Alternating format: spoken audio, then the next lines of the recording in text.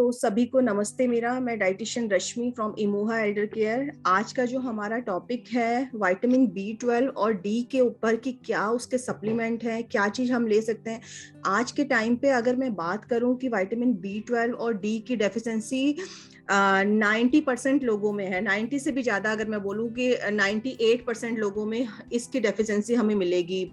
ज्यादातर लोग vitamin D के सैशे लेते हैं, सप्लीमेंट डॉक्टर उनको एडवाइस करते हैं। B12 के हमें कैप्सूल फॉर्म में, मेडिसिन फॉर्म में लेना पड़ता है। बट कैसे हम उसे अपनी डेली डाइट में इंक्लूड कर सकते हैं, क्या उसके सोर्सेज हैं, क्या चीज हमें लेना चाहिए, क्या उसकी डेफिशिएंसी से होता है, उसी के बारे में हम आज के टॉपिक में बात करेंगे। विटामिन B12 और डी का हमारी बॉडी में बहुत इंपॉर्टेंट रोल है। अगर इसकी कमी होती है तो बहुत सारे अगर मैं विटामिन डी का बोलूँ तो बॉडी पेन होना, पैरों में दर्द होना, बहुत जल्दी थकान महसूस होना। कितना भी हेल्दी फूड अगर मैं अपनी डाइट में इंक्लूड करूँ, लेकिन हाँ मेरी बॉडी में किसी भी विटामिन्स मिनरल्स की कमी है तो मेरी बॉडी उसको एब्जॉर्ब नहीं कर पाएगी। मेरे हेल्दी खाने को मेरी डाइट में प्रॉपर, मेरी प्लेट में प्रॉपर सारे न्यूट्रिएंट है, लेकिन मेरी बॉडी में किसी चीज की डेफिशिएंसी है। उस डेफिशिएंसी की वजह से मेरी बॉडी उस न्यूट्रिएंट को एब्जॉर्ब नहीं कर पाएगी। उसके वजह से हमें बहुत सारी प्रॉब्लम हो जाती है। फिर हमें कहीं ना कहीं हमें सप्लीमेंट लेना पड़ता है। अगर मैं विटामिन डी की बात करूं या B12 की बात करूं, जैसे जैसे हमारी एज बढ़ती है इसकी रिक्वायरमेंट भी बढ़ जाती है और कहीं ना कहीं हमारी बॉडी में इसकी कमी भी बढ़ जाती है। 30-40 के बाद से डॉक्टर सप्लीमेंट रिकमेंड कर देते हैं कि वीकली एक सेशे लीजिए, इसको पानी में, दूध में ऐड करके लीजिए, विटामिन B12 का कैप्सूल लीजिए। B12 की अगर मैं बात करूं तो वो उसका जो बाथरूम से तो यहाँ हाथ धो लिया। B12 की अगर मैं बात करूं तो B12 हमारा सी फूड्स में, नॉन वेजिटेरियन फूड्स में ज्यादा उसके सोर्सेज हैं। तो वेजिटेरियन लोगों में थोड़ा सा इसकी डेफिशिएंसी ज्यादा देखने को मिलती है क्योंकि वेजिटेरियन के सोर्सेज कम हैं। बट ऐसा नहीं है कि सोर्सेज नहीं है। क्या सोर्सेज हैं हमें कई बार पता नहीं होता कि ये हमें अपनी डाइट में इंक्लूड करना चाहिए। इसके और कॉम्बिनेशन से हमारा इसकी रिक्वायरमेंट पूरी हो सकती है। तो ये सारी चीजों के बारे में आज हम बात करेंगे। तो मैं अपनी PPT आप लोगों के साथ शेयर कर रही हूँ पहले। तो सबसे पहले हम बात करेंगे, जैसे मैंने आपको बताया कि आज हम इम्पोर्टेंस के बारे में बात करेंगे कि विटामिन डी और B12 किन फूडों से मिलता है, हमें इनकी कमी से क्या प्रॉब्लम होती है, किस तरीके से हम इन्हें अपनी डाइट में इंक्लूड कर सकते हैं। तो क्या इसके बेसिक चीजें क्या है, डेफिशिएंसी क्या है, सिम्टम्स क्या है, बेस्ट फूड क्या है, इन सब के बारे में आज मैं आपको इस PPT के थ्रू आपको बताऊंगी। तो सबसे पहले हम बात करेंगे विटामिन B12 की। B12 की अगर मैं बात करूं तो ये बहुत ही इंपॉर्टेंट है, हम सब जानते हैं, और आजकल इसके सप्लीमेंट हम बहुत ज्यादा अपनी डाइट में इंक्लूड कर रहे हैं। ये B12 जो होता है हमारा, वो हमारी बॉडी में रेड ब्लड सेल्स को बनाने में भी हेल्प करता है। बहुत यूजफुल होता है रेड ब्लड सेल्स को बनाने के लिए। और ये अगर इसकी डेफिशिएंसी हमें होती है, ये हमारी बॉडी में के डिफरेंट पार्ट में प्रोटीन को पहुंचाने का भी काम करता है। B12 का, आपको मेरी PPT शो हो रही है? हो रही है, बिल्कुल हो रही है। एक्चुअली आज मेरा कुछ वाईफाई में प्रॉब्लम हो रही है, बार बार मेरे उसमें स्क्रीन पे। अगर इनकेस कुछ प्रॉब्लम हो वॉइस में तो आप प्लीज मुझे बता दीजिएगा। तो B12 जो हमारा होता है, ये हमारी बॉडी के डिफरेंट पार्ट में प्रोटीन को पहुंचाने का भी काम करता है। हमारी ब्रेन तक सारे सिग्नल्स जो होते हैं या ब्रेन तक सारी इंफॉर्मेशन पहुंचाने का काम भी हमारा B12 करता है। हमारी नर्वस सिस्टम से रिलेटेड जो भी हमारी एनर्जी प्रोवाइड करने का काम जो होता है, वो सारा कुछ हमारा B12 करता है। हमारी इम्यूनिटी को स्ट्रॉन्ग करने के लिए भी B12 बहुत जरूरी है। तो बेसिकली B12 का जो मैंने आपको रोल बताया कि हमें हमारी बॉडी में एनर्जी प्रोवाइड करने के लिए, हमारी ब्रेन तक सारे सिग्नल्स प्रोवाइड करने के लिए, सारी नर्वस सिस्टम को प्रॉपर से वर्क करने के लिए B12 की रिक्वायरमेंट होती है। B12 अगर हमारी बॉडी में कमी होती है तो बहुत सारी प्रॉब्लम शुरू हो जाती हैं उसकी कमी से। B12 का जो नेचुरल सोर्स है हमारा नॉन वेजिटेरियन फूड जो होता है हमारा सी फूड्स में होता है। वो इसलिए सी फूड्स में ज्यादा मिलता है हमें क्योंकि B12 वैसे हमारा एक सेकेंड म्यूट B12 जो हमारा होता है वो हमें नॉन वेजिटेरियन फूड जो होता है उसमें आपको ज़्यादा मिलता है, क्योंकि B12 वेजिटेरियन सोर्सेज इसके कम हैं। नॉन वेजिटेरियन फूड में हमें इसलिए B12 ज़्यादा मिलता है क्योंकि जो भी हम फूड ले रहे हैं वो प्लांट बेस्ड, प्लांट में भी आपका B12 होता है, लेकिन प्लांट में जब हम उसे अच्छे से वॉश करते हैं या उसकी जड़ में होता है, उन जड़ों को हम फेंक देते हैं, हम सिर्फ प्लांट का फ्रूट या जो भी वेजिटेबल, जो भी फल हम निकाल के ले रहे हैं, उसमें से जब अच्छे से वॉश करने के बाद B12 हमारा निकल जाता है, और अगर जो बचता भी है तो हमारी बॉडी जो होती है उससे अच्छे से एब्जॉर्ब नहीं कर पाती है। हमारी बॉडी उससे अच्छे से एब्जॉर्ब नहीं कर पाती है। इसीलिए इसका जो नेचुरल सोर्स हमें माना जाता है वो सी फूड्स, आपका एग हो गया, आपका फिश हो गया, आपका चिकन हो गया, इन सब चीज़ों में आपका B12 ज़्यादा अमाउंट में मिलता है। लेकिन जो लोग नहीं खाते हैं इसलिए उनमें ज़्यादा डेफिशिएंसी होती है, बट वेजिटेरियन सोर्सेज भी इसके हैं। वेजिटेरियन सोर्सेज की मैं बात करूंगी अभी क्या क्या इसके सोर्सेज हैं, लेकिन इसकी कमी से क्या क्या प्रॉब्लम होती है, डेफिशिएंसी क्या क्या हो जाती है। अगर हमारी बॉडी में जो भी हमारे नर्वस सिस्टम का मैंने बताया अच्छे से वर्क नहीं कर पाता है, हमारा ब्रेन अच्छे से वर्क नहीं कर पाता है, अगर हमारी बॉडी में B12 की कमी होती है, हमारी बॉडी में प्रॉपर न्यूट्रिएंट का एब्जॉर्प्शन नहीं हो पाता है, ये किसी पर्टिकुलर फूड की कमी से भी होता है, और कई बार हम बहुत सारी मेडिसिन ले रहे हैं तो उसकी वजह से भी हमारी बॉडी में B12 का एब्जॉर्प्शन नहीं हो पाता है, जिस वजह से हमारी बॉडी में इसकी कमी हो जाती है। इसके वजह से जो भी हमारी फिंगर्स के मूवमेंट में या हमारी बॉडी में कुछ पेन होना, हमें पेन किलर लेना पड़ता है या सप्लीमेंट लेना पड़ता है, इस तरीके की प्रॉब्लम शुरू हो जाती है। वीकनेस आना, थकान महसूस होना, ब्रीथिंग डिफिकल्टी होना, सांस लेने में दिक्कत होना, कॉन्स्टिपेशन होना, वेट लॉस होना, ये सारे इसके सिम्टम्स होते हैं। प्रोटीन का प्रॉपर कमी, प्रोटीन की कमी होना या प्रोटीन का प्रॉपर बैलेंस ना बनना, हमारी बॉडी के हर पार्ट तक ना जाना, या हमारी आईसाइट वीक होना, हमारे नर्वस सिस्टम से रिलेटेड प्रॉब्लम, ये सारी B12 की डेफिशिएंसी होती है। जब हमारी बॉडी में B12 की कमी होती है तो ये सारे सिम्टम्स हमें नजर आते हैं।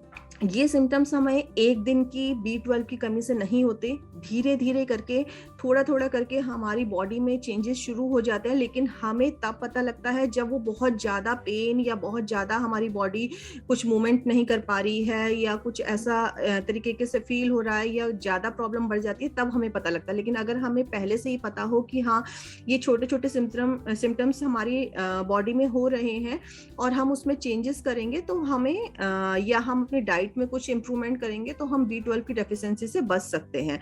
इसके वेजिटेरियन सोर्सेज की मैं बात करूं तो क्या क्या इसके वेजिटेरियन सोर्सेज हैं। आपका मिल्क एंड मिल्क प्रोडक्ट जो है वो, उसमें हमारा B12 होता है। आपका योगर्ट की मैं बात करूं तो उसमें आपका B12 होता है। पनीर है आपका, चीज है आपका। प्लीज अनम्यूट मत कीजिए, आपको जो भी क्वेश्चंस होंगे आप लास्ट में मुझसे कर लीजिएगा। इसके अलावा आपका स्पिनच है, आपका मशरूम है, ये सारे हमारे B12 के अच्छे सोर्सेज में आता है। आपका जो कि वेजिटेरियन सोर्सेज की मैं बात करूं, इसके अलावा अगर मैं नॉन वेजिटेरियन सोर्सेज की बात करूं, जैसे मैंने आपको बताया था, आपका सी फूड्स में मैंने बताया था, एग में बताया था, चिकन में बताया था, किडनी, लिवर, ये सारे जो होते हैं हमारे, ये नॉन वेजिटेरियन जो हैं उन लोगों के लिए ये सोर्सेज होते हैं। तो ये सारी चीजें हम एक दिन की चेंजेस करने से नहीं, हमें अपनी डाइट में milk and milk product, curd, cheese, paneer, ये सब चीजें अगर हम डेली बेसिस पे हम इंक्लूड करेंगे तो अपने आप हम इसकी डेफिशिएंसी से बच सकते हैं या हमें सप्लीमेंट की रिक्वायरमेंट नहीं होगी। इसके अलावा विटामिन डी की अगर मैं बात करूं तो डी का भी बहुत इंपॉर्टेंट रोल है। विटामिन डी का नेचुरल सोर्स, जैसे हम सबको पता है कि डी का जो नेचुरल सोर्स है वो हमारा सनलाइट है। तो इसकी डेफिशिएंसी से क्या प्रॉब्लम होती है, ये हमारा फैट सॉल्युबल विटामिन है। विटामिन डी की अगर मैं बात करूं, इसके लिए इसकी डेफिशिएंसी जब होती है तो हमारी बॉडी में कैल्शियम और फास्फोरस की भी डेफिशिएंसी हो जाती है, क्योंकि कैल्शियम विटामिन डी की कमी होगी तो कैल्शियम का एब्जॉर्प्शन बॉडी में नहीं हो पाता है या बॉडी में स्टोर नहीं हो पाता है। तो इन दोनों की कमी की वजह से बॉडी में बहुत सारी प्रॉब्लम, बोन्स रिलेटेड प्रॉब्लम हो जाती है, पैरों में दर्द होना, अर्थराइटिस की प्रॉब्लम होना, जॉइंट पेन होना, या फिर बहुत जल्दी पैरों से में दर्द शुरू हो जाना, वॉक करने में प्रॉब्लम होना, ये सारी चीजें हमें इससे रिलेटेड होती हैं। इसके अलावा इसका जो डेफिशिएंसी का जो मेन रीजन है वो हमारा है, आपको एक्चुअली हम लोग सनलाइट में कम बैठते हैं। सनलाइट, इसका नेचुरल सोर्स हमारा सनलाइट है। तो जब हम सनलाइट में जाते नहीं हैं या सनलाइट में बैठते भी हैं तो सनस्क्रीन वगैरह प्रॉपर लगा के या पूरे अपने को कवर करके तो हमारी बॉडी से एब्जॉर्ब नहीं कर पाती है। इसके वजह से इसकी डेफिशिएंसी होती है। दूसरा, कई बार कई लोग डाइटिंग में होते हैं, अपनी डाइट से फैट को बिल्कुल हटा देते हैं। जब हमारी डाइट में फैट बिल्कुल नहीं होता, जितनी हमारी फैट की भी एक रिक्वायरमेंट होती है, बहुत ज़्यादा एक्स्ट्रा अमाउंट पे अपनी डाइट में इंक्लूड नहीं करना होता, बट जितनी हमारी बॉडी को रिक्वायरमेंट है उतना फैट भी अगर हम नहीं लेते हैं तो भी हमारी बॉडी में विटामिन डी की कमी हो जाती है, क्योंकि ये फैट सॉल्युबल विटामिन है और ये हमारी बॉडी में एब्जॉर्ब नहीं हो पाता है। इसीलिए फैट को भी हमारी बॉडी में इंपॉर्टेंट रोल है। जितना हमें लेना चाहिए वो हमें इंक्लूड करना चाहिए। ये नहीं कि हम डाइटिंग के चक्कर में वो फैट भी अगर अपनी डाइट से हटा देते हैं या गुड फैट को हम अपनी डाइट से हटा देते हैं तो भी इसकी डेफिशिएंसी हो जाती है। क्या क्या इसके सिम्टम्स होते हैं? वीकनेस, सबसे पहले कमजोरी महसूस होना। जब भी हमारी बॉडी में विटामिन डी की कमी होती है, थकान महसूस होना, नींद आना, हर थोड़ी देर में कुछ बार बार सुस्ती सी आना, किसी काम में मन ना लगना, ये सारे इसके सिम्टम्स होते हैं। डिप्रेशन होना, एंजाइटी होना, हमारी बोन्स जो हैं वो वीक पड़ जाती हैं बहुत जल्दी। जरा सा ही अगर हम कुछ हो तो कुछ उसमें से आवाज़ें आनी शुरू हो जाती हैं बोन्स में, अगर मैं बोलूँ कुछ जॉइंट में से, या फिर बहुत जल्दी उनमें पेन शुरू हो जाता है। थोड़ा सा भी हम वॉक नहीं कर पाते हैं, हमारा इम्यूनिटी सिस्टम जो है वो लो हो जाता है। कई बार हमारी स्वेलिंग भी आ जाती है बॉडी में या पैरों में, इन तरीके की स्वेलिंग भी आ जाती है जब हमारी बॉडी में विटामिन डी की कमी होती है। अब विटामिन डी के बेस्ट सोर्सेस, वैसे तो ये फूड से हमें नहीं मिलता है, इसका जो नेचुरल सोर्स आपका सनलाइट है, लेकिन बॉडी में इसके एब्जॉर्प्शन के लिए कुछ फूड रिक्वायरमेंट होते हैं कि जो चीज हम अपनी डाइट में इंक्लूड कर सकते हैं। जैसे कि आपका एग, आपका मिल्क यानी सोया मिल्क, जो भी हमारा फर्टिफाइड मिल्क होते हैं वो सोया मिल्क हो गया आपका, इस तरीके की चीजें, या मशरूम हो गया, फैटी फिश हो गया आपका, कॉड लिवर ऑयल हो गया, ये सारी चीजें जो हैं विटामिन डी के एब्जॉर्प्शन के लिए बॉडी में रिक्वायरमेंट होती है। इसके अलावा जो नेचुरल सोर्स में मैं आपको बताऊंगी कि कैसे हम क्या चीज इंक्लूड कर सकते हैं। ये हमारा वेट में, अगर कई बार हमारा बॉडी में विटामिन डी की कमी होती है तो हमारा वेट तेजी से बढ़ जाता है, तो वेट मैनेजमेंट के लिए भी बहुत इंपॉर्टेंट है। जो लोग वेट लॉस करना चाहते हैं, वजन कम करना चाहते हैं, तो विटामिन डी के सप्लीमेंट या विटामिन डी का जो नेचुरल सोर्स है वो हमें इंक्लूड करना बहुत जरूरी है। जब तक इसकी डेफिशिएंसी बॉडी में होगी तब तक हमारा वेट लॉस नहीं हो पाएगा। ब्रेन बूस्ट के लिए, हमारे ब्रेन के अच्छे से वर्क करने के लिए बहुत इंपॉर्टेंट है। कैंसर से प्रोटेक्ट करने के लिए बहुत इंपॉर्टेंट है। इम्यूनिटी को बूस्ट करने के लिए ये हमारा बहुत इंपॉर्टेंट है। इसके अलावा कैल्शियम का भी बहुत इंपॉर्टेंट रोल है। कैल्शियम जो होता है, जब तक विटामिन डी की डेफिशिएंसी रहेगी तो बॉडी में कैल्शियम का भी एब्जॉर्प्शन नहीं हो पाएगा। उस वजह से एब्जॉर्प्शन के ना होने के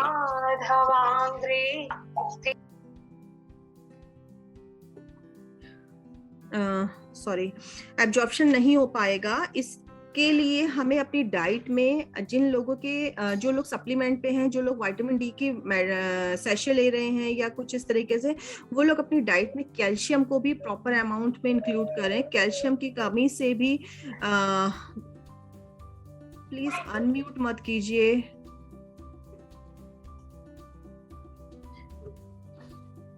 इसकी डेली रिक्वायरमेंट की अगर मैं बात करूं कि विटामिन डी की जो हमारी बॉडी में रिक्वायरमेंट होती है, वीकली हमें 60,000 IU की रिक्वायरमेंट होती है। जो आप सैशे लेते हैं, ये अप्राइज D3 वगैरह जो भी आपके सप्लीमेंट आप इंक्लूड करते हैं, आप देखेंगे उसमें 60 IU लिखा होता है, तो इसीलिए डॉक्टर वीकली रिकमेंड करते हैं।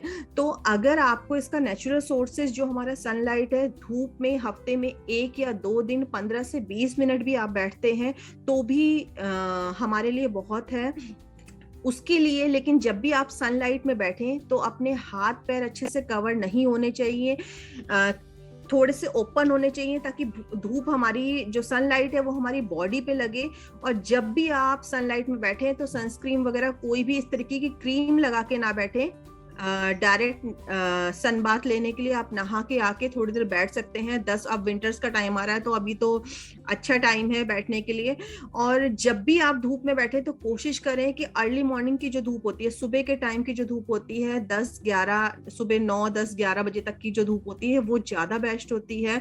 अगर उस टाइम पे बैठेंगे तो ज्यादा बेटर है। तो 15 से 20 मिनट हफ्ते में 2 से 3 दिन भी अगर आप अपने लिए निकाल के उसमें बैठेंगे तो आप धीरे धीरे देखेंगे कि आपकी बॉडी में जो विटामिन डी की डेफिशिएंसी है वो कम हो जाएगी, सप्लीमेंट की रिक्वायरमेंट नहीं होगी।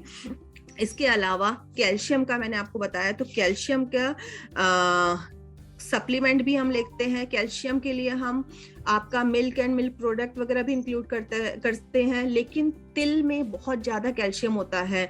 अब विंटर्स का टाइम आ रहा है, सर्दियों में हम व्हाइट या ब्लैक तिल बहुत ज्यादा अपनी डाइट में इंक्लूड करते हैं। तिल की लड्डू हो गए, मिठाइयाँ हो गई, कुछ भी हम इंक्लूड करते हैं, लेकिन आप उसे चटनी की फॉर्म में डेली बेसिस पे भी इंक्लूड कर सकते हैं, ताकि हमारी कैल्शियम की रिक्वायरमेंट भी पूरी हो सके और बॉडी में विटामिन डी की डेफिशिएंसी को भी हम कम कर सके।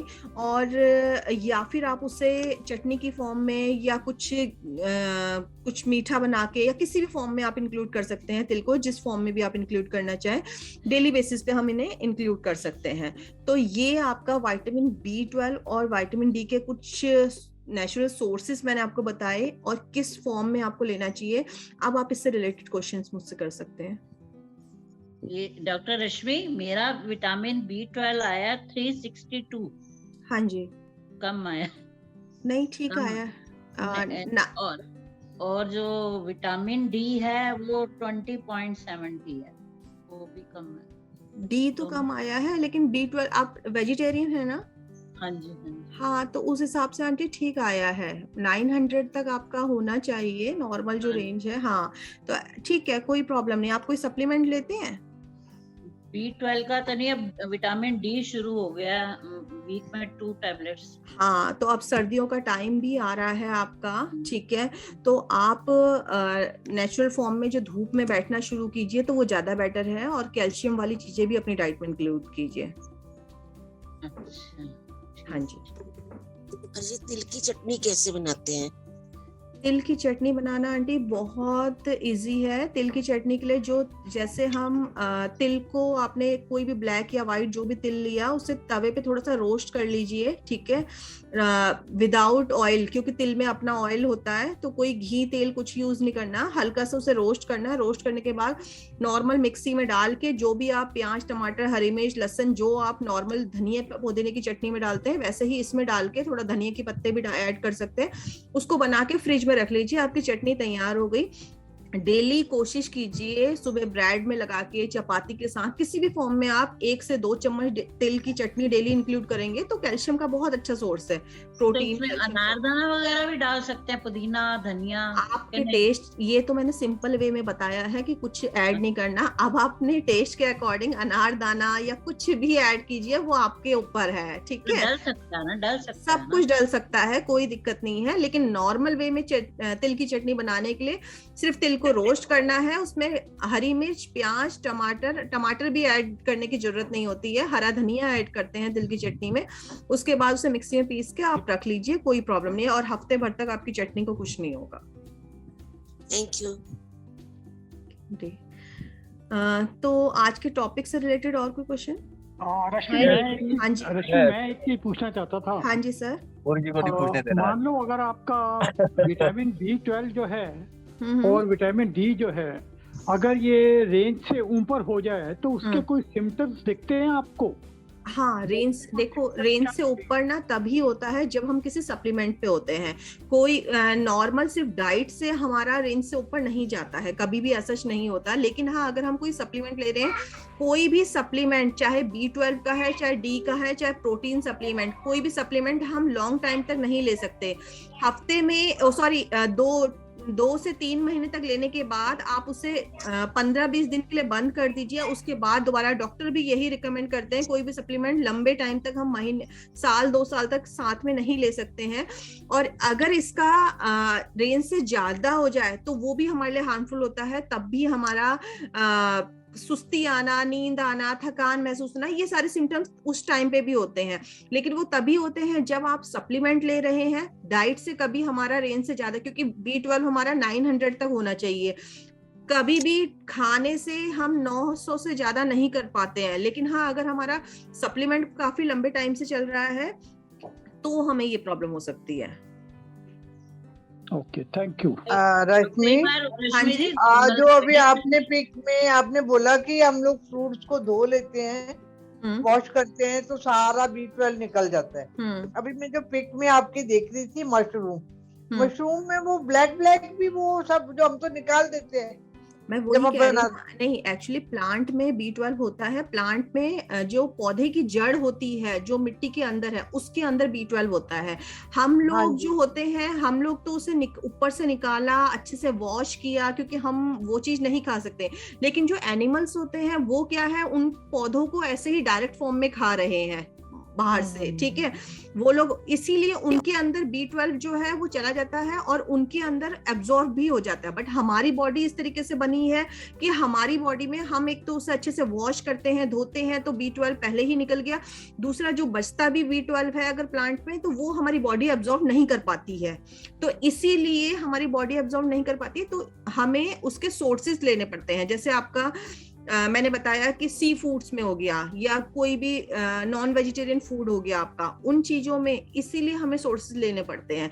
तो वेजिटेरियन सोर्सेज भी मैंने आपको बताए। और सेकंड क्वेश्चन क्या आपने बोला था, सॉरी?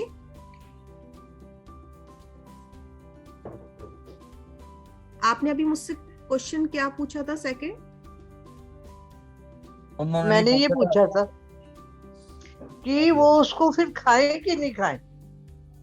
मशरूम को तो खा सकते हैं, कोई दिक्कत नहीं। मशरूम काला काला दिखता है, मशरूम को ला के अगर आप रख भी देंगे, आज ला के आए हैं कल बनाएंगे, तब भी वो थोड़ा सा ब्लैक सा हो जाता है। नहीं, वो इनसाइड जो पोर्शन होता है ना, नहीं, उसे खा सकते हैं, कोई प्रॉब्लम नहीं। उसे वो देखने में आपको ऐसा लगता है इसलिए लोग काट के फेंक देते हैं, बट ऐसा नहीं है। मशरूम को आप डायरेक्ट, उसका नुकसान नहीं है, कोई नुकसान नहीं है उसका, और मतलब बेनिफिट ज्यादा है अगर ना निकाले। हाँ जी, डायरेक्ट फॉर्म में आप ले सकते हैं। यही था, हम लोग अच्छे से वॉश कर लिया और वो थी, क्योंकि कितनी भी ऊपर से व्हाइट लाओ, अंदर से ब्लैक निकलता है। ब्लैक तो उसमें होता ही है, तो इसलिए उसको फेंकिए मत, आप उसको यूज कर सकते हैं। ऊपर से पहले वॉश करने के बाद अपना काट के उसे यूज कर लीजिए, कोई प्रॉब्लम नहीं है उसमें। हाँ जी, रश्मि जी।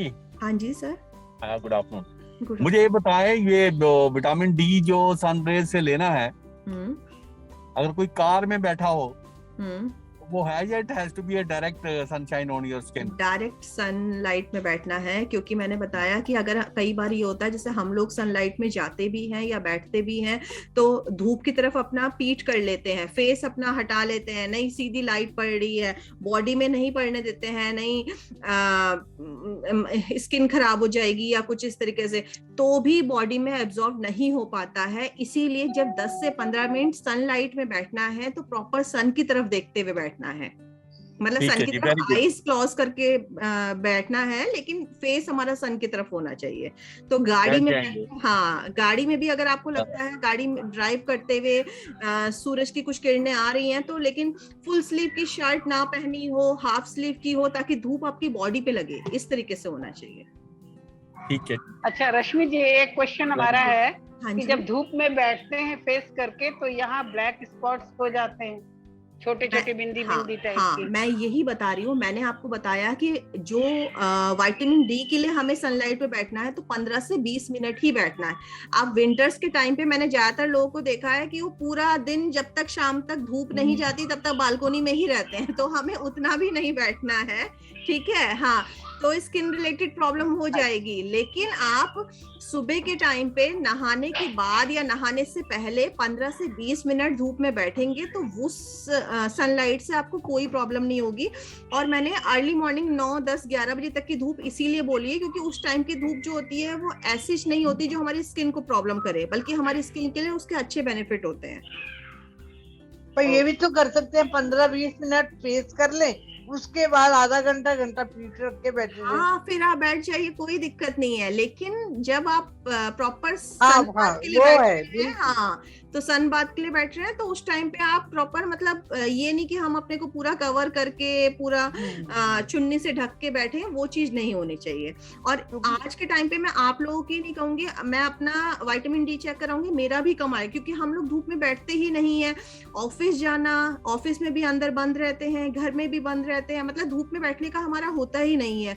चाहे हमें पता है कि हाँ इसके हेल्थ बेनिफिट है या कुछ भी चीज है, मार्केट जाते हैं तो पूरा फेस कवर करके जाते हैं कि नहीं धूप लग जाएगी, ये चीजें होती हैं, इसीलिए हमारे अंदर इसकी डेफिशिएंसी होती है। पहले टाइम पे ये थोड़ा सा बड़ी एज में आके हमें सप्लीमेंट लेना पड़ता था, आज के टाइम पे हमें 25-30 की एज में ही सप्लीमेंट लेने पड़ रहे हैं विटामिन डी के, क्योंकि हम इसका जो नेचुरल सोर्स है वो हमें मिल ही नहीं पा रहा, हम धूप में बैठते ही नहीं है। ये हमारी रश्मि बेस्ट वो होता है कि सुबह के टाइम पे थोड़ी मालिश करो तिल के तेल की, हाँ जी, और अपना धूप भी सेक लो। हाँ, सुबह के, वही मैं आपको कह रही हूँ, सुबह अपना आराम से सुबह 9-10 बजे करीब, मतलब जैसे हमें लगता है कि हर चीज के लिए हमारा ब्रेकफास्ट, लंच, डिनर, हर चीज का एक टाइमिंग सेट है, ऐसे ही धूप में बैठने का भी थोड़ा सा टाइम सेट करके अगर आप लोग बैठेंगे तो मालिश का एक पॉइंट आ रहा था बीच में, मालिश कर सकते हैं सर, बहुत अच्छा है। करने के बाद धूप में बैठना जो है वो कितना ज्यादा बहुत अच्छा है, बहुत अच्छा है, क्योंकि हमारा उस समय अगर मालिश करके हम धूप में बैठते हैं तो प्रॉपर बॉडी में हमारा ऑयलिंग जो है वो अंदर तक जाता है। तो मैंने जैसे बताया विटामिन डी भी हमारा जो है वो फैट सॉल्युबल ही विटामिन है हमारा, ठीक है, तो उसके लिए भी हमारे फैट की रिक्वायरमेंट होती है, गुड फैट की रिक्वायरमेंट होती है। अब ये नहीं कि मैं कचौड़ी समोसे की बात करूं, वो फैट की बात नहीं, लेकिन हाँ ड्राई फ्रूट्स में आपका गुड फैट है, ऑलिव ऑयल आपका गुड फैट है, मस्टर्ड ऑयल आपका गुड फैट है, तो ये सारी चीजों की रिक्वायरमेंट होती है। आप मालिश करके बैठ रहे हैं वो भी अच्छा है, कोई दिक्कत नहीं है, बैठ सकते हैं। संडे एक दिन काफी है। देखिए अगर मतलब वो तो आप मालिश के लिए तो मैं ऐसा नहीं बोलूंगी, एक दिन काफी है, लेकिन हाँ विटामिन डी के लिए धूप में बैठना हफ्ते में कम से कम 2 से 3 दिन जरूरी है। रश्मि जी, हाँ जी, एक ऑर्थोपेडिक डॉक्टर आए थे इमोहा में ही, हाँ जी, हाँ जी, तो उन्होंने बोला था कि हमारी लाइफस्टाइल जो है कम्प्लीटली चेंज हो गई है और हम कपड़े वगैरह पहनते हैं तो गॉड ने हमको ऐसे नहीं बनाया था, और इसको D3 की डेफिशिएंसी जो है सिर्फ सन में बैठने से पूरी नहीं होगी, इसका सप्लीमेंट लेना ही बहुत जरूरी है। सिर्फ सन में बैठने से डेफिशिएंसी पूरी नहीं होगी, देखिए सर, सप्लीमेंट लेना जरूरी है। हाँ, वो सप्लीमेंट लेना जरूरी है, लेकिन वो तब जरूरी, देखो सनलाइट हमारा नेचुरल सोर्स है, ठीक है, अगर मैं डेली सनलाइट में बैठ रही हूँ, मेरी बॉडी में उसकी कमी ही नहीं हो रही, तो मुझे सप्लीमेंट, अभी मैम ने, वीना जी ने बताया उनका विटामिन डी का टेस्ट कराया, उनका 20 आया है, ठीक है, अब 20 उनका इतना कम है कि उसके लिए वो कितने दिन धूप में बैठेंगे, तो उस टाइम पे उनके उस सिचुएशन पे सप्लीमेंट ही रिक्वायरमेंट है। सप्लीमेंट खा के वो नॉर्मल रेंज में आ जाएगा, फिर उसकी कमी ना हो, वो धूप में बैठे तो वो बैलेंस बना रहेगा, क्योंकि किसी भी सप्लीमेंट के लिए हम लाइफ टाइम तो उसके भरोसे नहीं रह सकते हैं जब नेचुरल सोर्स हमारे आसपास अवेलेबल है। इसीलिए मैं बोल रही हूँ, मैं ये नहीं कह रही कि आपका डी बहुत कम है, 4-5 पहुंचा हुआ है और आपको धूप में बैठो पूरी रिक्वायरमेंट पूरी हो जाएगी, उसका एब्जॉर्प्शन बॉडी में हो रहा है या नहीं हो रहा, वो भी हमें चेक करना पड़ेगा कि क्या रीजन है। क्या पता हमारी बॉडी में कैल्शियम की कमी है, मैं डेली धूप में बैठ रही हूँ लेकिन कैल्शियम, प्रोटीन हमारी बॉडी में रिक्वायरमेंट है जो वो चीज नहीं है, तो मेरी बॉडी में वो विटामिन डी का एब्जॉर्प्शन ही नहीं हो पा रहा, तो मुझे सप्लीमेंट ही लेना पड़ेगा। ऐसा नहीं है, डॉक्टर साहब ने आपको बिल्कुल सही बोला था, मैं ये नहीं कहूंगी कि डॉक्टर ने आपको गलत बोला था, लेकिन वो उस सिचुएशन पे, देखो आपने मेडिसिन लेके, सप्लीमेंट लेके उसको नॉर्मल रेंज में कर लिया, अब कम ना हो, इसीलिए नेचुरल सोर्स भी अपनी डाइट में इंक्लूड कीजिए, अपनी लाइफ में इंक्लूड कीजिए, सॉरी डाइट में। मैंने नोट किया है सर्दियों में हम लोग ये 2-3 महीने से नवंबर से फेब तक तो धूप सेकते ही हैं, है ना, तो हाँ उसके बाद टेस्ट करते तो विटामिन डी ठीक आ जाता है, फिर 2-3 महीने निकाल दो, फिर सर्दियों में सप्लीमेंट शुरू कर दो। मतलब गर्मियों में कह रही हूँ, सर्दियों में हम धूप में बैठते हैं तो हमारा ठीक आता है, ठीक है, लेकिन फरवरी के बाद मार्च से दिल्ली में तो इतनी गर्मी होती है, धूप में बैठना पॉसिबल नहीं होता, बाहर निकलने इम्पॉसिबल है। लेकिन सुबह के टाइम की 6 बजे की 7 बजे की जो धूप होती है, जो ठंडी धूप जिसे बोलते हैं हम, उसमें आप बैठ जाओ तो भी हमें सप्लीमेंट की रिक्वायरमेंट नहीं पड़ेगी, क्योंकि इन 3 महीने में हमने इतना विटामिन डी ले लिया है अपनी बॉडी में कि वो हमारा बाकी के जो टाइम है उसमें हमारा पूरा कर सकता है, सप्लीमेंट की रिक्वायरमेंट नहीं पड़ेगी। लेकिन हाँ, उसके बाद ये ना हो कि 3 महीने बाद फिर मैं अगले नवंबर तक मैं धूप में बिल्कुल देखूं ही नहीं, तो फिर मुझे सप्लीमेंट की रिक्वायरमेंट पड़ेगी, बॉडी कितना उसे एब्जॉर्ब करेगी। इसीलिए रश्मि मैम, आप कुछ पूछना चाह रहे हैं? हाँ, good afternoon. Good afternoon. Rashmi, I want to know कि हमारा ये दोनों चीज एकदम नॉर्मल आता है जब हम टेस्ट कराते हैं, लेकिन इसका टेस्टिंग का ड्यूरेशन क्या होना चाहिए, just to be on the safe side, कि साल में एक बार कराएं या साल में 2 बार कराएं? 6 मंथ में करवाना चाहिए। 6 मंथ। आप वेजिटेरियन है ना? हाँ, एग खाती हूँ, एग खाते हैं तो 6 मंथ में एक बार इसका टेस्ट कराना चाहिए, क्योंकि देखो, अगर हमारी एज 30, 35, 40 तक है तो मैं बोलूंगी कि 1 ईयर में भी अगर हमने अपना बॉडी चेकअप कराया तो कोई प्रॉब्लम नहीं है। लेकिन जैसे जैसे हमारी एज बढ़ती है, हमारी बॉडी में ये सारे न्यूट्रिएंट कई बार हम ले रहे हैं लेकिन एब्जॉर्ब नहीं हो पाते, इसकी डेफिशिएंसी हो जाती है। तो इसीलिए अगर आप 6 मंथ में एक बार अपना होल बॉडी चेकअप कराएंगे, उसमें तो हमें भी पता रहेगा कि हाँ, अगर थोड़ा बहुत बॉर्डर लाइन पे पहुंचा हुआ है तो आप सप्लीमेंट की जगह तुरंत धूप में बैठना शुरू कर देंगे। नेचुरल सोर्सेज जो मैंने आपको बताया, मशरूम, मिल्क, एग, ये सब चीजें अपनी डाइट में इंक्लूड करेंगे तो वो कवर हो जाएगा। लेकिन अगर हम 1 साल में टेस्ट करा रहे हैं अपना और उसके बाद वो रेंज से काफी कम आया तो बिना सप्लीमेंट के हम उसे ठीक नहीं कर सकते। तो इसीलिए ये एंश्योर कितना एंश्योर करता है? एंश्योर पाउडर करता है, एक्चुअली देखिए एंश्योर में एक चीज नहीं है, वो वैसे बेसिकली आपका प्रोटीन पाउडर है। प्रोटीन की जो है रिक्वायरमेंट मैंने आपको बताई कि 1 ग्राम पर केजी बॉडी वेट की रिक्वायरमेंट होती है, जो वेजिटेरियन के लिए सोर्सेज कम है, ठीक है। दाल दिन में 1 कटोरा खा लिया, पनीर 4-5 पीस खा लिया, 1 एग खा लिया, तो हम सोचते हैं हाँ बहुत ज्यादा प्रोटीन हमने ले लिया। तो एंश्योर हमारी प्रोटीन की रिक्वायरमेंट को पूरी कर सकता है। एंश्योर को भी कई लोग मिल्क में ऐड करके लेते हैं, तो उसको लेने का भी एक ना थोड़ा सा, जैसे मिड मील में लीजिए तो वो हमारी बॉडी के लिए अच्छा है। मिड मील में आप पानी में ऐड करके ले सकते हैं 11 o'clock या इवनिंग में ले सकते हैं, उसमें भी आपका सारे विटामिन मिनरल्स सब कुछ इंक्लूडेड है। लेकिन एंश्योर भी एक सप्लीमेंट है, ठीक है। हाँ, तो हाँ, वो सप्लीमेंट हमारी जो बॉडी एब्जॉर्ब नहीं कर पा रही है न्यूट्रिएंट, उसकी रिक्वायरमेंट पूरी करता है। लेकिन मैं ये नहीं कहूंगी कि एंश्योर हमारा जो सनलाइट हमें दे रही है वो रिक्वायरमेंट पूरी कर देगा। एंश्योर का अपनी एक अलग चीज है और आपका नेचुरल सोर्सेज अलग है। एंश्योर के लिए भी मना नहीं करते हम, वो अच्छा है, ऐसा कोई प्रॉब्लम नहीं है। जो हमारी डेली रिक्वायरमेंट है वो सब चीजें पूरी करता है। Thank you so much. Thank you so much. ये आपने पालक में बताया था, स्पिनच में है, ठीक है। अच्छा, सरसों के साग में भी है? हाँ, ग्रीन लीफी वेजिटेबल में सब में है। पालक मैंने सब में है, मेथी, सरसों का, बथुआ में तो बहुत है। पालक में मैंने इसलिए बोला क्योंकि पालक हरी सब्जियों का राजा माना जाता है, ठीक है। हाँ, हरी सब्जियों का नाम आता है तो पालक का नाम सबसे पहले आता है।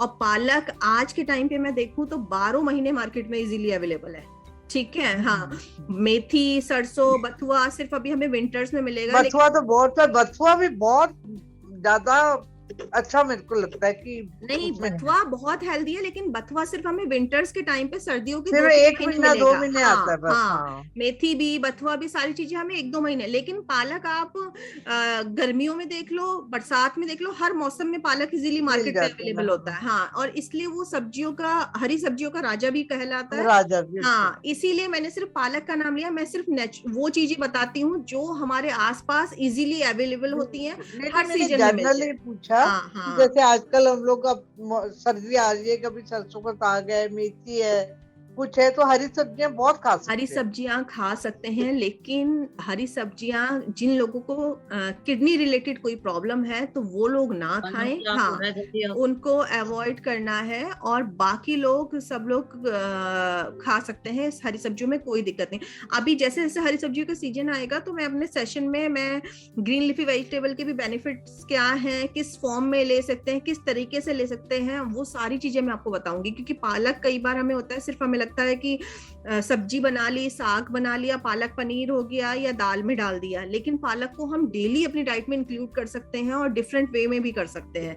तो वो सारी चीजें मैं आपको बताऊंगी अब जैसे जैसे जिस चीज का सीजन आता जाएगा उसके according. Rashmi, I have one question. हाँ जी ma'am.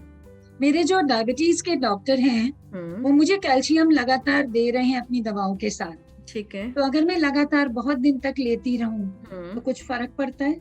Like I take continuously. आपने चेकअप कराया अपना, होल बॉडी चेकअप, कैल्शियम कितना आया है आपका?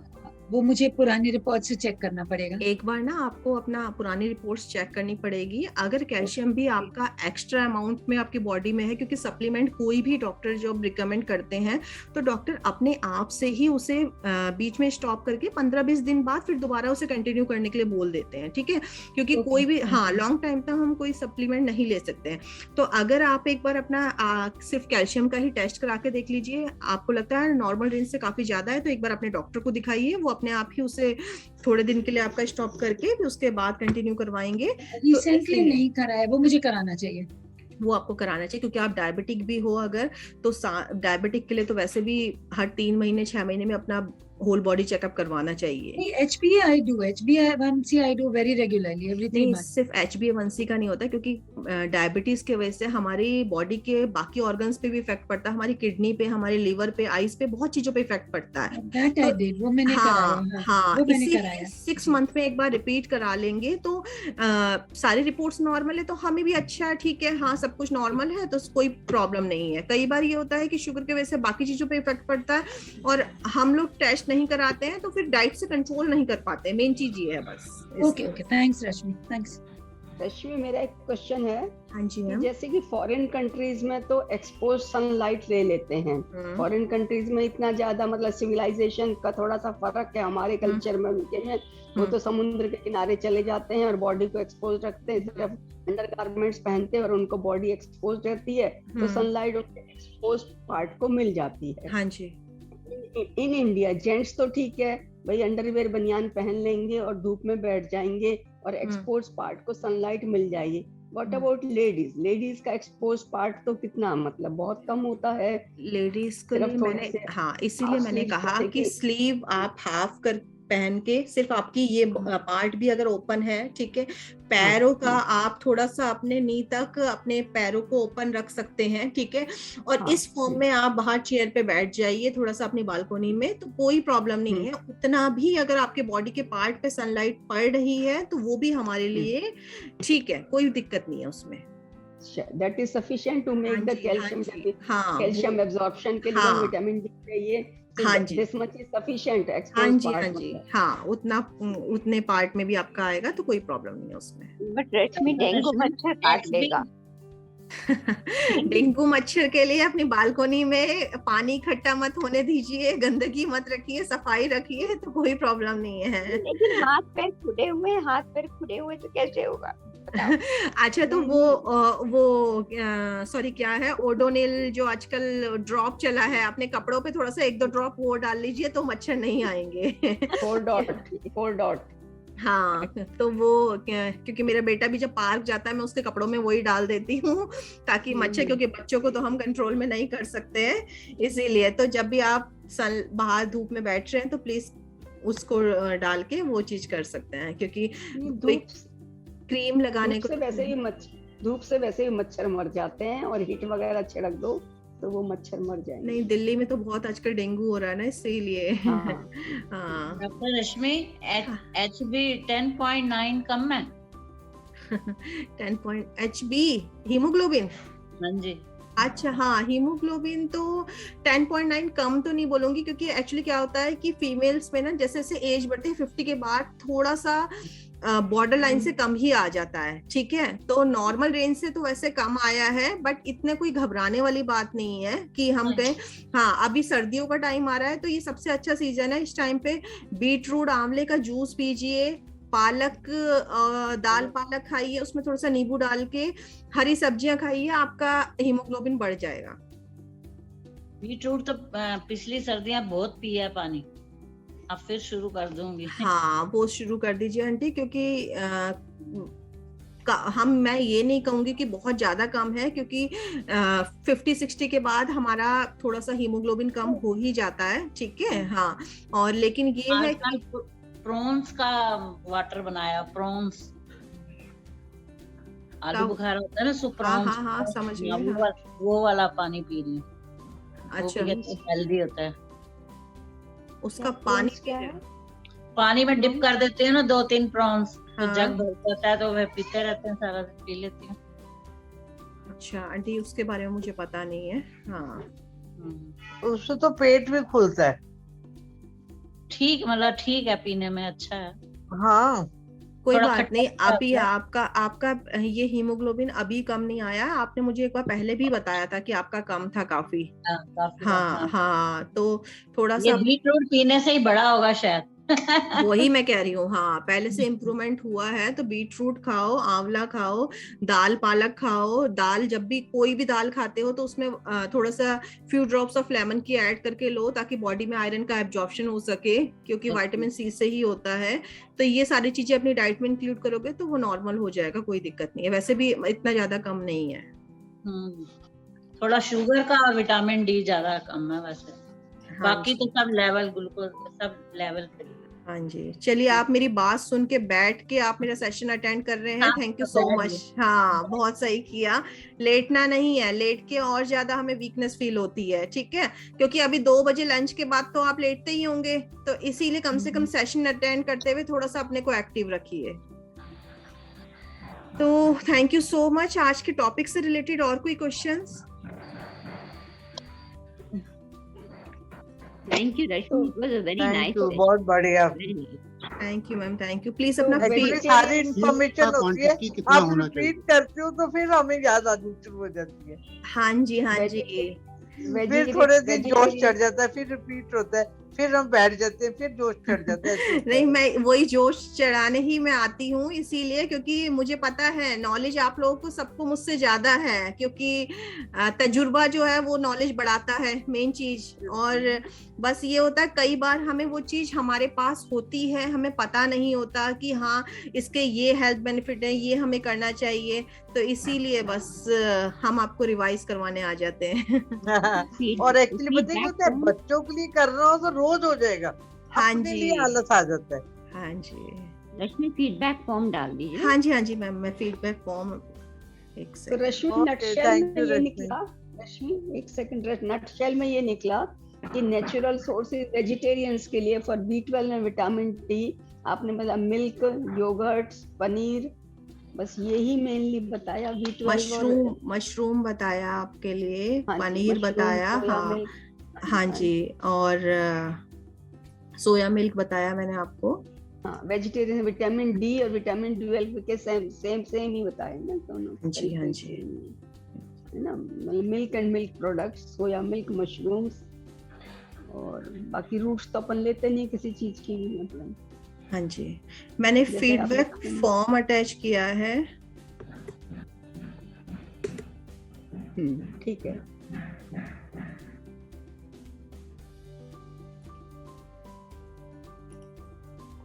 एक सेकेंड, हाँ जी, फीडबैक फॉर्म अटैच किया है। प्लीज आपका जो भी फीडबैक है अपना फीडबैक दे दीजिएगा।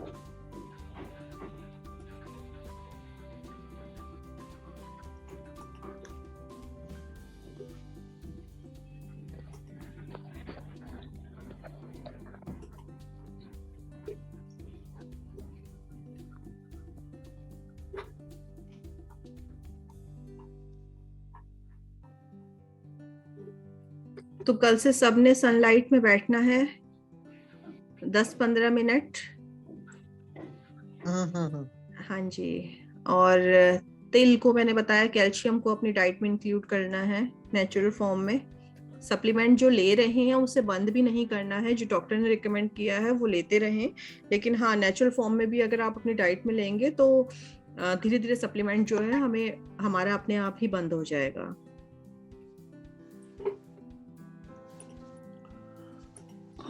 और क्या बोल रही थी आप? अभी कुछ कह रही थी ना इसके बारे में, अभी ज्वाइन किया एक्चुअली।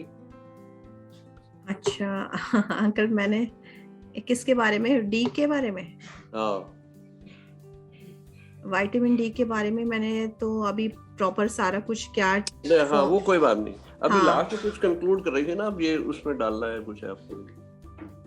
एक तो ये हो गया आपका अभी जो आपने बताया तिल की चटनी बताया था मैंने कि तिल को अपनी डाइट में इंक्लूड करना है। तिल को आप जैसे जो लोग डायबिटिक नहीं है वो तिल के लड्डू, तिल को गुड़ में डाल के किसी भी फॉर्म में इंक्लूड कर सकते हैं। जो लोग डायबिटिक हैं तो उनको वो तिल की चटनी इंक्लूड कर सकते हैं। व्हाइट और ब्लैक कोई भी तिल आप ले सकते हैं, दोनों की न्यूट्रिटिव वैल्यू हाई है। कैल्शियम, प्रोटीन सब कुछ आपका उसमें इंक्लूडेड है। क्वांटिटी कितना होना चाहिए? आप अगर चटनी की फॉर्म में ले रहे हैं दिन में 2 से 3 चम्मच भी ले सकते हैं, कोई दिक्कत नहीं है। 2-3 तो बहुत ज्यादा, मतलब एक टाइम पे 2-3 चम्मच नहीं, जैसे अगर आपने ब्रेकफास्ट, लंच, डिनर में ले लिया 1-1 चम्मच भी तो उसमें कोई दिक्कत नहीं है। 2 चम्मच एट अ टाइम 1 चम्मच यूज कर सकते हैं ना? हाँ जी। Thank you. तो थैंक यू सो मच। आज का सेशन, हाँ जी सर। फीडबैक में 6 पॉइंट होते हैं और हम कोशिश करते हैं उसमें आते 5 ही हैं। 5 आते हैं? हाँ 5 आते हैं। अभी भी 6, आज भी 6 लिखा 6 होता है, लिखा 6 होता है, आता है 5 है। पहले में तो सिर्फ अपना कंडीशन ही है और उसके बाद जो है अपना 5 पॉइंट होते हैं। अच्छा, जनरली भी से 5 और 6 होते हैं। बात कर ले, अभी पूछ लो है वो। मैं ना एक बार आज चेक कर लूंगी सर कैसे क्या है, क्योंकि मैं तो सिर्फ आपके साथ लिंक शेयर करती हूँ, मुझे पता नहीं है इसमें तो लिंक भी नहीं आया ना रश्मि जी? नहीं, लिंक मैंने चैट बॉक्स में डाला है।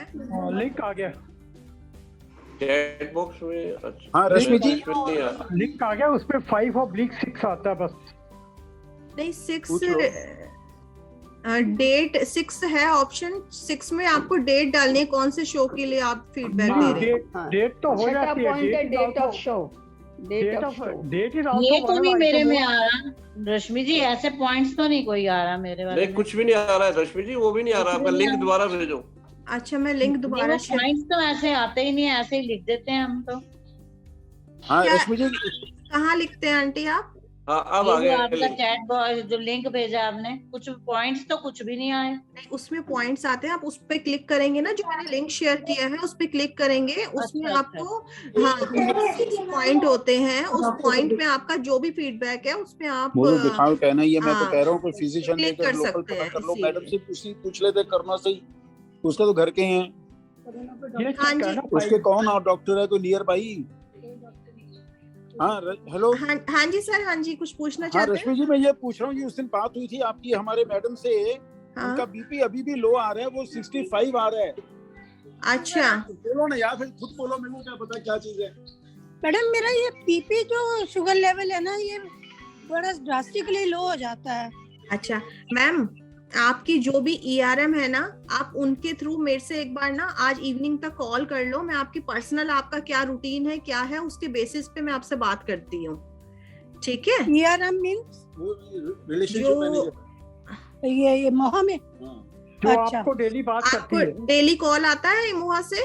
आता है? हाँ आता है। क्या नाम है उनका? माही।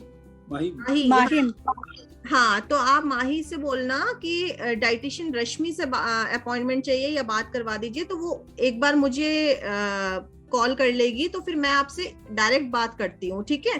क्योंकि ऐसे मेरे को नहीं पता लगेगा कि आप पूरे दिन भर में क्या ले रहे हो, क्यों शुगर डाउन जा रहा है, क्या प्रॉब्लम हो रही है, सारा रूटीन आपका जांचना पड़ेगा।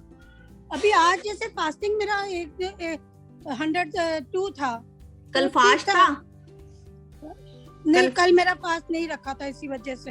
अच्छा, क्योंकि I was taking medicine and I can't miss it, so मैंने फास्ट नहीं रखा था। और आज मॉर्निंग में मेरा फास्टिंग बिल्कुल ठीक आया था 102, लेकिन ब्रेकफास्ट के बाद 2 घंटे के बाद जब मैंने अभी चेक किया है तो पीपी जो आ रहा है वो एकदम से 68 आ गया और मेरे को घबराहट भी शुरू हो गई थी। तो मैंने अभी शुगर लिया है, चॉकलेट वगैरह खाया है, स्लाइटली थोड़ा सा बेटर हुआ है। लेकिन मैं यही पूछ रही हूँ कि दिस इज सेकंड और third time it has happened, so कि पीपी एकदम से डाउन जा रहा है। हाँ जी हाँ जी, मेरा कोई बात नहीं, एक बार लो जा रहा है, उसकी वजह से भी हो सकता है क्या? उसकी वजह से भी हो सकता है। आपने एक बार मुझसे डायरेक्ट बात कीजिए। अभी क्या है, थोड़ा सा फेस्टिवल टाइम चल रहा है, तो घर में हो सकता है वर्कलोड बढ़ रहा हो, सफाइयों का काम समझो, या किसी भी चीज का स्ट्रेस लेवल बढ़ता है, तो भी हमारा थोड़ा सा इन चीजों पे इफेक्ट पड़ता है। ठीक है, किसी भी चीज का स्ट्रेस, कोई मतलब मैं ये नहीं करी पर्टिकुलर किसी चीज का, कोई नॉर्मल सी बात का भी स्ट्रेस होगा तो उसका भी इफेक्ट पड़ता है। तो इसीलिए मैं आपसे कह रही हूँ, मैं यहाँ पे आपसे बात ना करके डायरेक्ट हम फोन पे बात करते हैं, तो फिर मैं आपको अच्छे से बता पाऊंगी। ठीक है? ठीक है, अभी मैंने वो ले लिया मीठा, तो ठीक है आपकी for the day, it's okay. बिल्कुल ठीक है। अगर इतना डाउन जा रहा है तो अभी कुछ मीठा खाइए, कुछ लिक्विड पीजिए, नींबू पानी बना लीजिए, या कुछ भी कोई कोल्ड कॉफी या कुछ इस तरीके से आप ले लीजिए अभी इस टाइम पे। ठीक है, क्योंकि ज्यादा डाउन जाना भी ठीक नहीं है। तो अभी फिलहाल हाँ, कुछ कोई फ्रूट्स घर में है तो ऑरेंज वगैरह इस तरीके के फल कुछ खाइए अभी। हाँ जी, हाँ जी, ठीक है। रश्मि, ये भी डिपेंड करता है एंटी डायबिटीज मेडिसिन कब खाई और कितनी देर बाद टेस्ट किया। वही इसीलिए मैं उनसे बात करने के लिए कह रही हूँ, क्योंकि एंटी डायबिटीज मेडिसिन कब खाई है और कब टेस्ट किया है, सब चीजों का इफेक्ट पड़ता है। इसीलिए मैं उनसे डायरेक्ट बात करने को कह रही हूँ, क्योंकि जब मैं उनसे डायरेक्ट बात करूंगी तो सिर्फ उन्हीं से रिलेटेड चीजें होंगी कि क्या उन्होंने किया, क्या मेडिसिन लिया, कितने बजे लिया, उसके अकॉर्डिंग ही मैं बता पाऊंगी। इसीलिए तो आप प्लीज मुझे कॉल कर लीजिएगा। ठीक है? ठीक है, okay, right, thank you so much.